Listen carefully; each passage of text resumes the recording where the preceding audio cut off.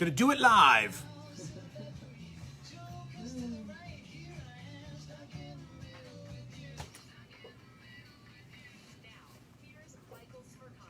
Hey, greetings to POTUS listeners and also to those who are watching me on Facebook Live. We're going to do it live, as was once said. I want to review night 2 of the Republican National Convention. Yes, I am prepared to discuss each of the speakers from last night, as well as the ethical issues that surround the president having used government property to campaign. We can do all of that. Many of you will call, I'm sure, when I go to phone calls and say, and fact check, fact check, fact check. I'll do that to a limited extent. But none of that, in my opinion, is the biggest story of the Republican National Convention thus far, both nights, Monday night and Tuesday night, at least according to me. My headline for Facebook Live this morning, that which is typed underneath the video presentation says the biggest story of the RNC thus far is Kenosha, Wisconsin. I am of the opinion that the civil unrest in certain American cities is yielding big benefit to President Trump's reelection. And that is now forcing the hand, and this gets me today's survey question at smirconish.com. That's now forcing the hand of Senator Kamala Harris and former Vice President Joe Biden to say something about the violence. I know that she has an event, a roundtable event scheduled for this afternoon. I hope she takes questions, but she's got to address what's transpiring. Joe has previously addressed the subject, but he needs to do so again. And if they don't, I think that President Trump's hand is being strengthened as I speak in upper Midwest battleground states where the president won in 2016, but Biden has been leading in the polls bigly until the last week. I'm ahead of myself already. Let me tell you in short order what I thought of the presentation of Convention Night 2. I thought that it was flawless from a production standpoint, just like Night 1. I said that yesterday that given that the press reports before the convention began, given that the press reports before the convention began suggested that they just weren't ready for prime time. The paint was still drying. And of course, given the chaotic nature of the Trump administration generally, I was prepared for a shit show. But it wasn't on Monday night, nor was it on Tuesday night. I think there's a lesson in that about expectations, a point that I've been making about the debates, which is you try and set a very low bar and then you exceed it. And don't mistake what I'm saying as acceptance of the messaging. I am simply making the observation that it has been a very seamless production so far. I'm a former advance man. I was an advance man for Bush 41, Papa Bush, when he was vice president of the United States. And so I tend to pay a great deal of attention to production detail. Message-wise, what can I say? Republicans have dotted the I's and crossed the T's as they think they need to do for a Republican presidential campaign in the same way that Democrats did it last week. I do have to say that I think the seemingly live nature of what Republicans are doing, even though my hunch is most everybody that we're seeing, obviously with the exception of, Melania or Tim Scott, Night 1. Most of them are probably on tape.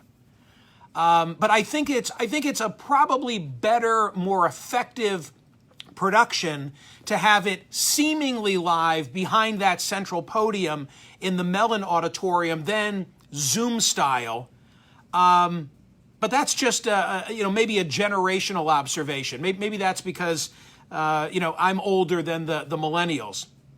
Anyway, so far it's all been about the base, and I think it's been about the base on both sides. I think that the emphasis of the Democratic National Convention was on their targeted base: minorities, the young, women, college educated. And I think that the Republican convention for the first two nights has been about reaching high school educated white voters, that they were, those Reagan-esque type voters that they were able to woo from Hillary in the battleground states.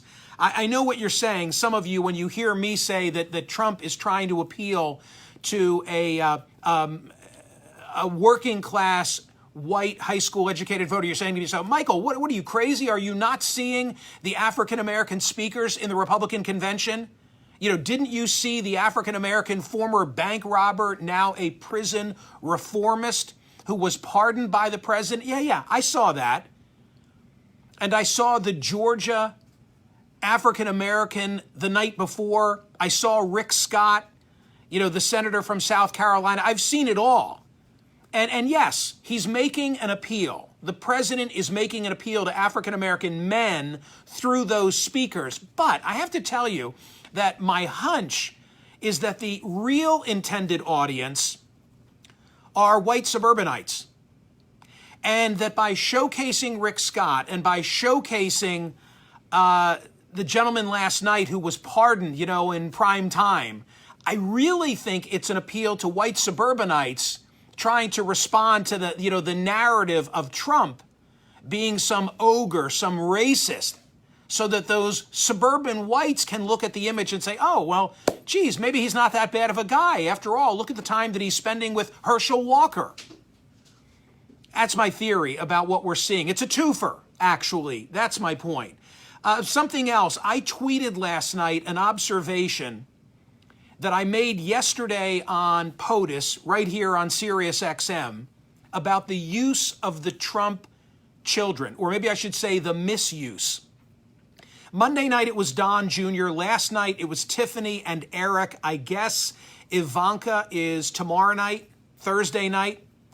My tweet received more traction than I think anything that I've ever tweeted before. It was the only tweet I sent out during the course of either night of the Republican convention. Here's what I said. I'm looking at my computer. Interesting to me, as a father of four, how none of the kids seek to humanize him. There's no anecdote about coming to Little League, about teaching me to drive, a funny fishing story, etc., etc. Each of their speeches could have been given by a stranger. As I say, it was a point that I made here on radio yesterday. Maybe Ivanka will have a different approach. And what I mean by that is that you could have taken Tiffany's speech as she walked into the Mellon Auditorium and taken it out of her hand and given it to a total stranger, and minus the references to my father, my father, my father, anybody could have delivered it. You've got Eric and Don Jr. delivering stem winders to the base instead of any effort that sought to humanize their father. I just thought it was an oddity. My God, if a truck hits me today, I would hope that any one of my four could stand up and say personal things about me that might make me a little bit more likable. Just saying. The stated theme last night was American opportunity. The real theme was that Joe Biden, according to Trump, is weak. He's controlled by the far left. If the word radical were a drinking game last night, then I'd have been under the table in the first hour of the Republican National Convention, because that's how often it was invoked. Much of the analysis last night and early this morning has been about the use or misuse of government property in connection with the Republican National Convention, the Hatch Act, a subject that I know a good deal about because I served in the Bush 41 administration, and I was subject to the Hatch Act. The president is not subject to the Hatch Act. Joe Biden is not subject to the Hatch Act. Even if it's legal, it's arguably unseemly to some to see Melania speaking in the Rose Garden, to see the naturalization ceremony during a convention, to see the pardon executed in real time during a National Party convention. I get that. It's in the category of another barrier broken by Trump that people will argue about. But I don't think that was really the story last night. The pardon of John Ponder, the naturalization service for the 5 Americans, new American citizens, the Melania speech. By the way, she gave a fine speech. I thought it was significant that she says things he'd never say. Not the least of which is leading the speech by talking about the victims of COVID. Ask yourself this. Take a look at Melania's speech and see the text and see if you can imagine Donald Trump delivering the exact same speech. No is the answer. Now, let me get to what's most significant about the RNC thus far, because it's none of what I just told you. It's none of that. The most important line in Melania's speech last night was this: I ask to stop the violence and looting being done in the name of justice and never make assumptions based on color of a person's skin. Instead of tearing down, let's reflect on our mistakes, be proud of our evolution, and look to our way forward. That was the most significant line that Melania Trump offered, I think, because none of the big stories coming out of the RNC per se are the most significant event that pertains to 2020. Instead, it's what transpired last night, 765 miles away. I think that's a 12-hour drive from Washington, D.C., in Kenosha, Wisconsin. There, for the 3rd night in a row, there was violence. And I'll go to the New York Times just for the lead coverage of this. Quote, 3 people were shot early Wednesday, 2 fatally, law enforcement officials said, during a chaotic night of demonstrations over the shooting of Jacob Blake, a black resident whose children were nearby as their father was shot this week by a white police officer. In Kenosha, a 3rd night of protests over the shooting of Mr. Blake stretched into the early morning hours of Wednesday after demonstrators clashed with law enforcement officials near the county courthouse downtown. Tuesday evening was spent in a shifting, hours-long standoff between the police and protesters. Protesters assembled outside a newly erected metal barrier protecting the courthouse and threw water bottles, rocks, and fireworks at police. And so the Kenosha footage is being shown today extensively, as it should be. And meanwhile, in Portland news media reported the following. This is one of the television outlets. A protest outside Portland City Hall was declared a riot at 11:20 p.m. Protesters took to Portland streets again for a nightly demonstration. On Tuesday evening, a group gathered at Shemansky Park in southwest Portland, blocks and marched to Portland City Hall. Upon their arrival, police declared an unlawful assembly. The front of City Hall is all boarded up, but protesters were able to find an unlocked door and went in. According to the New York Times, some people spray-painted walls and broke windows. So it's Kenosha. It's Portland. And then there's a virus outside several Washington, D.C. restaurants demanding that they raise their fists in solidarity with the movement. So imagine that you're dining, you're socially distant, maybe you're dining al fresco, and there's now a protest in the street of Black Lives Matter, and maybe, you, like I do, believe that Black Lives Matter. But now you've got a mob hovering over your table demanding that you raise a fist in solidarity. Would you? I mean, would you in those circumstances? I thought it was appalling. I thought it was absolutely appalling. Maybe it's a one-off. Maybe it's one small group of BLM folks. but I think it's going to be an issue. I think it's going to be tape. In fact, here, I'll make a prediction. I'll bet they figure out a way to get it into the Republican National Convention tonight. Now, I know you're saying, oh, Michael, get back to all the falsehoods that were said in the midst of the convention last night. I'm telling you, this is the most important aspect of the convention, and it's transpiring away from the events in Washington, D.C. William Galston, in the Wall Street Journal today, here's a little bit of data. Quote, a plurality of Americans told CBS YouGov that they thought the recent focus on discrimination against minorities had gone too far, an impression the convention, meaning Democratic convention, did nothing to dispel. There was little outreach to white working class voters who are reconsidering their support for Mr. Trump. People talk about a 1988 comparison. That was the Bush-Dukakis race. I don't see it. I'm suggesting that, and I don't want to make too much of it yet. There's still a lot of time on the clock for the voting to take place, but I'm seeing more and more of a 1968 comparison, and I'm not alone in my assessment. I looked at the headline of Mark Halpern's daily newsletter today, The Wide World of News. Do you know what his headline is? Wisconsin could decide this thing. And he says the following, electorally, he'll join me, by the way, in 40 minutes. Electorally, Trump needs to win back the Big Five, North Carolina, Georgia, Florida, Ohio, Iowa, Texas, and then win two of the Big Four, Arizona, Wisconsin, Michigan, and PA, with congressional districts in Maine and Nebraska.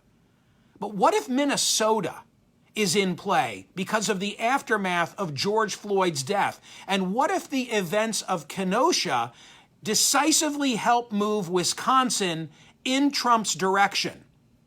There are two basic ways for Trump to possibly recover in the suburbs. The kind of messaging used on the second night of the convention, racial diversity, women, cares about people like you, and law and order. And then Mark writes, make no mistake, without a substantial turnaround in the suburbs, Trump has zero chance to win. I totally agree. Donald Trump can't get home with working class white men who put him over the hump last time unless suburbanites come back into his flock. Joe Biden, this is where I'm headed. This is what I most want to say. Joe Biden, I think, has said the right thing about the protest-related violence. He said it on July 28. Here's the quote. I think we need to hold those who violate the law accountable. We should never let what's done in a march for equal justice overcome the reasons for that march. And what these folks are doing, for what they're doing, they should be arrested. And then he paused and he said, they should be found, they should be arrested, they should be tried. Joe's right. You know, whoever shot folks in Kenosha last night, whoever has burned down an entire block, whether it's in Minneapolis, St. Paul, or in Kenosha, needs to, as Joe Biden said, be found, arrested, and tried. But he now needs to repeat it. And so too does Kamala Harris before he gets defined on this issue by Trump and his supporters in the minds of suburbanites. And to me, that is the biggest story coming out of the Republican National Convention thus far. I mean, ask yourself, why is Minnesota competitive right now? It was a close margin. I think it was 1.5% in 2016. Why, if Joe Biden is kicking his butt in all the battleground states going into the convention, going into the recent events that have transpired since the killing of George Floyd, why is Minnesota, closest to the Floyd case, competitive? I think it's because of what Galston said in the Wall Street Journal, which is that there's now backlash. A plurality of Americans said that they thought the recent focus on discrimination against minorities had gone too far, according to what that data says. I think that's a potential explanation as to why Minnesota is competitive. And now here you have Kenosha in Wisconsin. Wisconsin was decided by a razor-thin margin. What was it? I think 22,000 votes. And I believe, my recollection is accurate, that Jill Stein's margin was larger than what Donald Trump defeated Hillary Clinton by in Wisconsin. So, Kenosha, Portland, the Black Lives Matter videotape where patrons at restaurants are confronted and told that they've got to offer a salute for Black Lives Matter. The combination of these factors and whatever might be to come, I think is a really big development. Joe Biden, going into these conventions, has had it, I think, in as strong a position as he could. I totally understand the strategy of keeping him, under wraps as best as can. I mean, Hippocratic oath, do no harm. You're way the hell ahead. But things are changing. I sense that things are changing, and Biden needs to take control of this.